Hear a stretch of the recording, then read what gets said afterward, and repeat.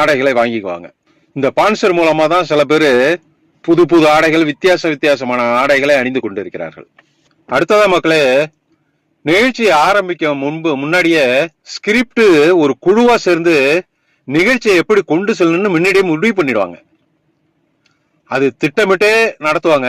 அதற்கு தகுந்தா போல போட்டிகளையும் நிகழ்ச்சிகளையும் வைத்து கொண்டு செல்வார்கள்.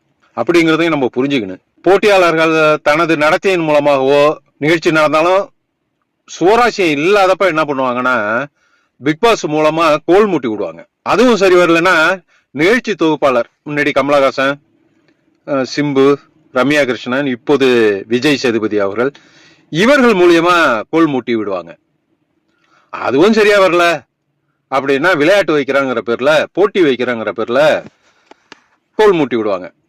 அப்படியும் சரியா வரல, சுவராசியம் கம்மியா இருக்குன்னா இந்த விருந்தினர்கள் வர வச்சு, புது புது விருந்தினர்களை வர வச்சு, அல்லது உறவினர்கள், நண்பர்கள் என்று வர வச்சு அவங்க மூலியமா கோல் மூட்டி நிகழ்ச்சியை சுவராசியமாக்குவாங்க. இதெல்லாம் ஸ்கிரிப்ட் தானே மக்களே. ஆனா ஸ்கிரிப்டே இல்லாத மாதிரி நுணுக்கமாகவோ இல்ல பகிரங்கமாவோ செய்வாங்க. ஆனா ஸ்கிரிப்ட் இல்லைன்னு அடிச்சு சத்தியம் பண்ணி சொல்லுவாங்க. மக்கள்கிட்ட பிரபலியமா இருக்கிறவங்க சேனல் ஒருபோதும் அவங்கள தூக்கி விட்டு பார்க்காது. கண்டென்ட் யாரு அதிகமா கொடுக்குறாங்களோ அவங்களதான் தூக்கி வச்சு ஆடுவாங்க. சேனலும் சப்போர்ட் செய்யும். நீங்களும் பல வருடங்களாக பார்த்துருப்பீங்க.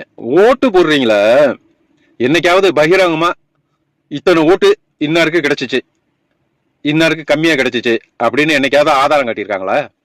மொத்தமா இத்தனை லட்சம் ஓட்டு வந்துச்சு, இத்தனை கோடி ஓட்டு வந்துச்சுன்னு சொல்லுவாங்க. அது சம்பந்தமா எப்படி அப்படின்னு பகிரங்கமா இது வரைக்கும் சொன்னதில்லை. யார வேணாலும் சேனல் நினைச்சா காப்பாத்துவாங்க, யார வேணும்னாலும் வெளியேற்றுவாங்க.